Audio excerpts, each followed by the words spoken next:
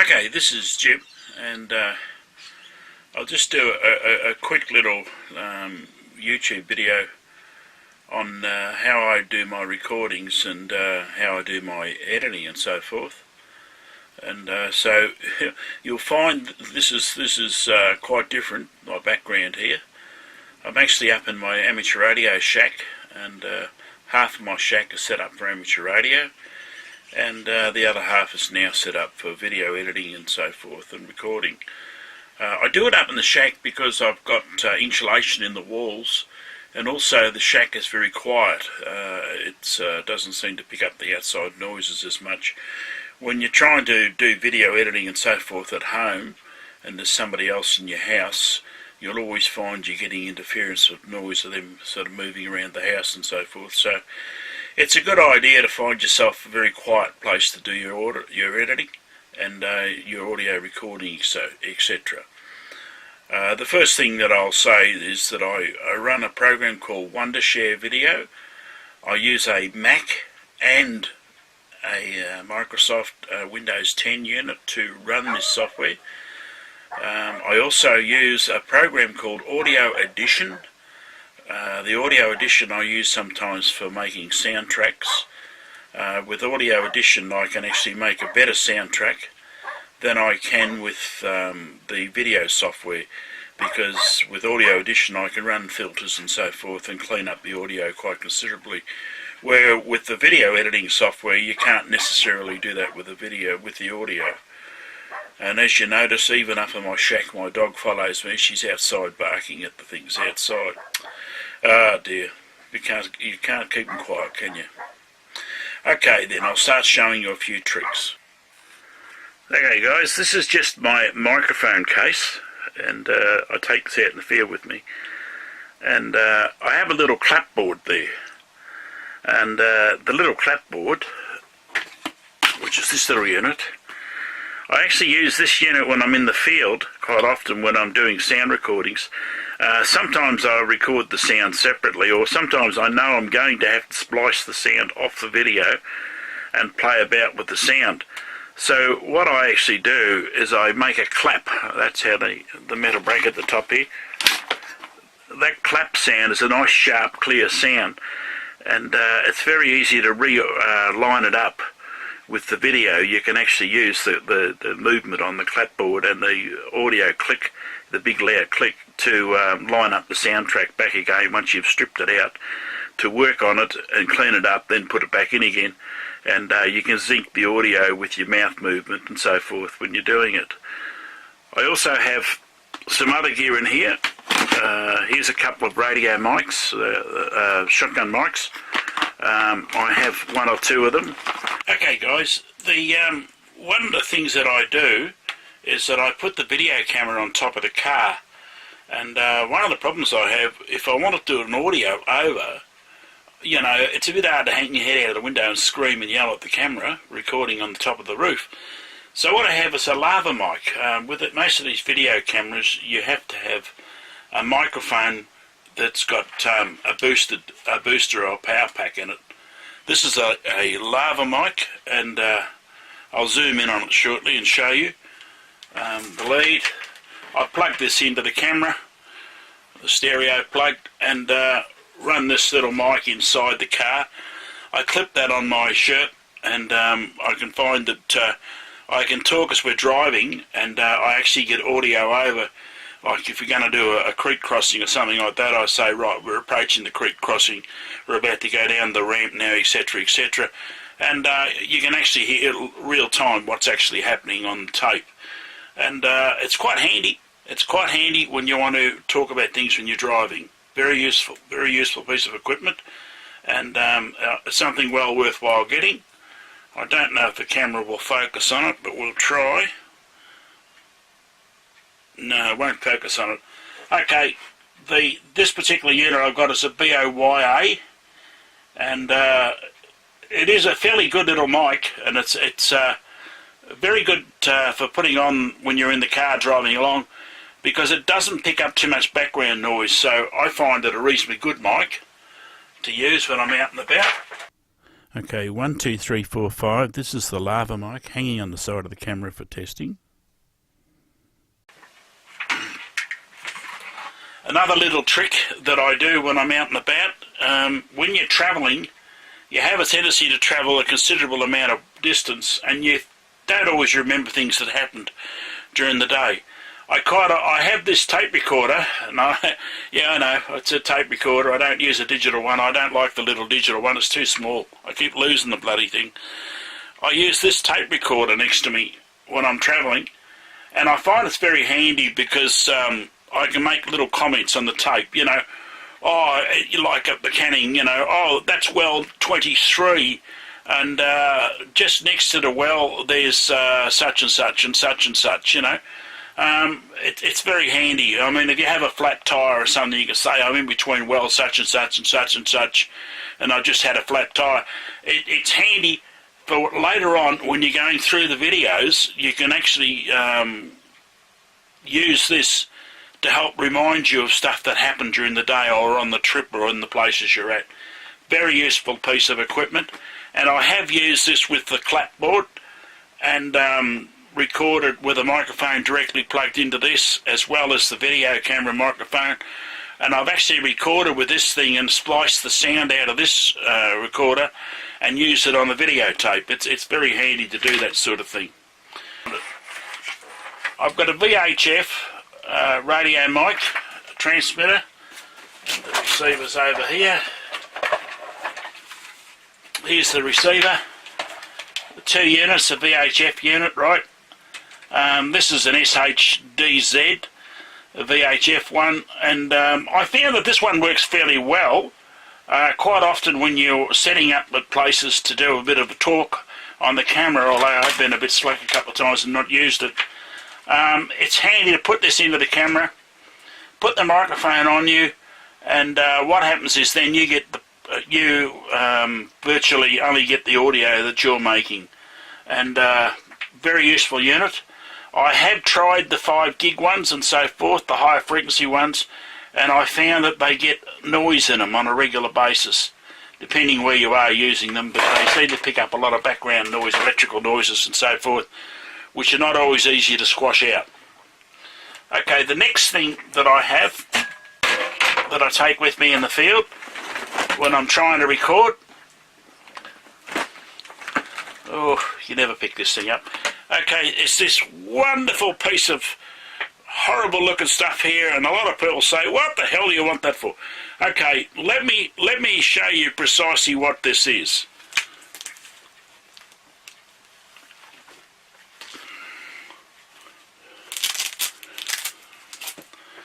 Okay, this is just a small metal cage, mesh cage, which I use. Inside the cage, I don't know if you can see it, I've got elastic bands sitting across, and I put this power mic. This is an old realistic mic. It's a shotgun type mic, and it's got 2 ways of running it. You can run it on 2 different settings here. And I've just noticed the blessed switch was on again, so the battery's probably gone flattening. Okay, I mount this microphone with the elastic inside. Now, if you can see inside there, I have the elastic going 2 directions.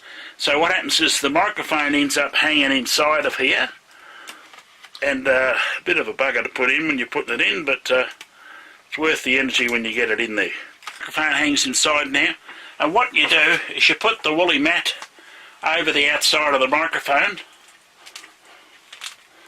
This is only a piece of woolly stuff that I bought at Spotlight, and virtually made it up with a couple of Velcro strips underneath and so forth, and it just zips up like so and virtually holds the microphone. Now, with that unit, I can get out, and I quite often set this up on a tripod, and I've got a little boom on a tripod that I take with me, and I can set this up pointing directly at me because it's a shotgun mic and it's pointing that way, so it has a tendency not to get much sound from the back and only gets the audio from the front and pulls it in. I plug it into the camera with extension leads, of course, and run it in. Now, one of the things that I have found that you must do and this is a must do. When you've set your camera up with the microphone and everything else on, what you do, so I have a pair of stereo headphones. These are they're nice and small, they fit in my bag, and they're pretty sturdy so I can knock them around a bit out in the bush. Everybody knows that you're belting up and down bush tracks, you're shaking the living daisies out of every blessed thing in the car. I always monitor the sound. I put these in to the camera and I listen to the audio that I'm getting. I like to know how good the audio is in the field and try to improve it when I'm in the field. There's nothing more frustrating than plugging everything in and finding out that you've done this wonderful audio track, which I did with How to Crap in the Outback. That was the first take. That's why the second take that you see on the YouTube, I'm off to one side. I didn't quite get myself in the screen properly. I didn't realise that I'd mucked it up on the first take. And it was only when I played it back I realised I'd mucked it up and I had no audio, so I had to do it all again. But anyway, with a set of headphones, you can plug the headphones in, talk out in the field, go out in the field, and I've got extension leads for these too. I can run this out to where I'm standing, talk, all that sort of stuff, and then I stand there and play it back, and I listen to how good it sounds, and if it doesn't sound good enough I can adjust it before I record it. And once I've got all the recording correct and the sounds correct, you know, the volume and so forth correct, and then I sort of go back and do it again. But again, it's only a tool and it's useful. Another little trick that I've got is I've got this microphone here. Now we're starting to get, this is a Digitech UHF microphone. It's from JCar. They're not a bad mic actually, they're not a bad mic. I found that I use this one at times. This one's very good when you're inside. It's a radio mic. I've also made up a little woolen sock for it to help stop the wind noise and so forth when we're outside. This is the microphone and transmitter all in one. That's the little receiver. You plug that into the camera, extension lead of course, and you plug that into the camera and you can receive the microphone at a reasonable distance.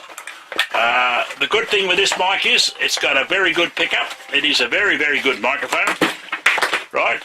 The downside with it is it weighs half a ton. It is quite a heavy microphone when you're using it out in the field.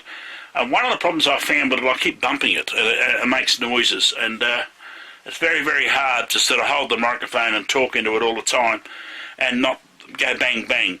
But if you're going to talk to somebody and you want to record them on tape and you're really not too keen on setting up wires and leads and everything else running everywhere, you can use this microphone, but as you're talking you point it at yourself of course, and as your other fellas talking you point it at them. This does work well in the field. I have used it in the field, and it's quite a good microphone. Okay, what have we got next?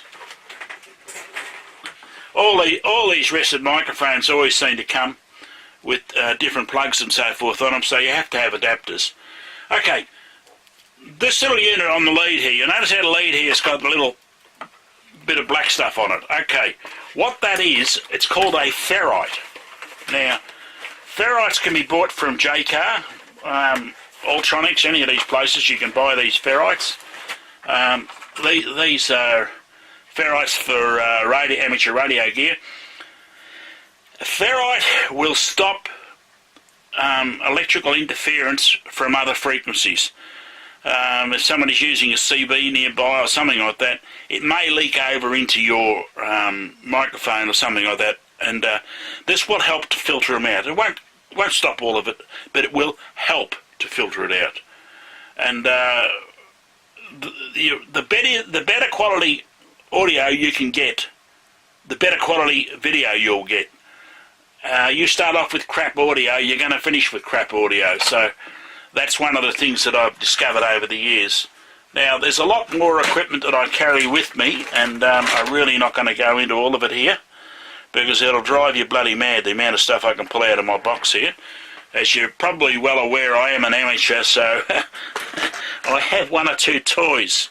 A little toy that I made a while ago. is this little unit here. Now this little unit here, yes you can see it, this little unit here actually snaps onto the tripod, right, and the camera screws on underneath it here. I screw it onto a camera. Now what this unit is actually a remote controlled rotator. I can rotate the camera with this 360 degrees. And one of the things I find very interesting is that I can sit down at the campfire and have the camera looking straight at me, do a bit of a talk, you know, with the radio mics, etc. And at the end of the talk, I can actually pick up the remote control or have someone else do it for me, and I can actually move the camera smoothly around in a circle. One of the biggest problems I had out in the field was trying to get the camera to move smoothly. Okay, I'll put it back on myself, and so that you can see that I'm in my radio shack. You can notice all the junk everywhere. I use that little unit because it rotates it very slowly and at an exactly even speed, which makes it very useful. So these are the toys that I play with most of the time when I'm out in the field. Now, I use Wondersoft on the computer, and I also use a second program, which is a audio editing program. And for the life of me, it's gone out of my head. Wait a minute, let me go back to it. Cut, Audio Edition. And I've been using this program for a number of years, and I'll show you how it looks. If we can get, we go up on the big screen up here. Have a second monitor running. This is a big monitor. It's about a 50-inch monitor. And I have it hooked up to my video editing suite, so that what happens is when I'm video editing, I can actually see what's going on. Now, Audio Edition, this is the one I run on Windows.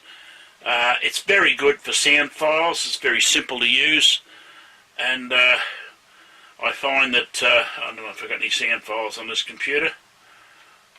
Apparently not. Anyway,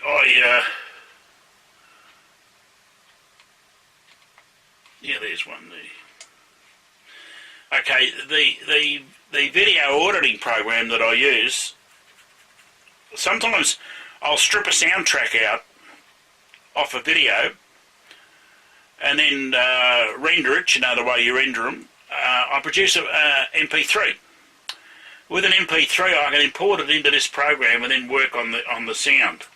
Hello, 1, 2, 3, 7, 8, 9, 10. Now, I don't know if you can hear this well on the camera. The trick once you've recorded the stuff is that you splice it back all together again and produce a video out of it. And what I'll try to do in the next time I'm up the bush, if I can sit down for a couple of hours at a campsite, I might set up all the different equipment I've got. And I'll show you the difference when you're using this equipment in the bush, because you'll notice that the background sounds will change with the different types of microphones and so forth. And one of the biggest problems we have recording out in the bush when you're in a four-wheel drive is the biggest problem you have is the amount of junk you carry. The amount of toys I carry. I've got one case, which is a fairly large case for the microphone equipment, or recording equipment, and I have a second case which is for camera equipment, and then I have the camera bag as well, and it starts to get a bit out of control with the amount of gear you're starting to carry, and but you've got to work out what you're going to do with it and where you're going to use it. If you're going to go out to places and just stand still and take video, and my hair's a mess as usual. If you're going to go out and stand still and take video and just like run a video camera around a cemetery or something like that, you'll probably find if the wind's not blowing, the microphone in the camera will be good enough for you. If you're going to get out and start recording stuff when the wind's blowing, you will need a woolly sock over your camera, over your microphone, at the very least, to stop the wind noise. If you tend to walk around, you have to have a radio mic because you'll trip over the wires or pull a wire out.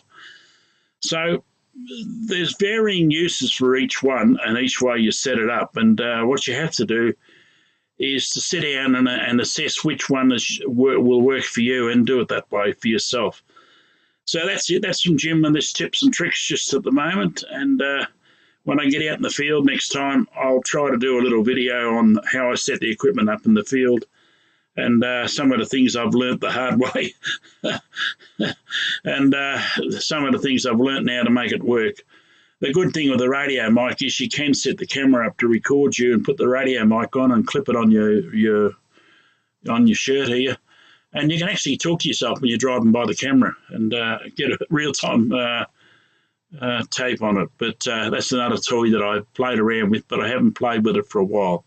So that's it from Jim. A couple of tips and tricks for you, and I hope they help out. Cheers for now.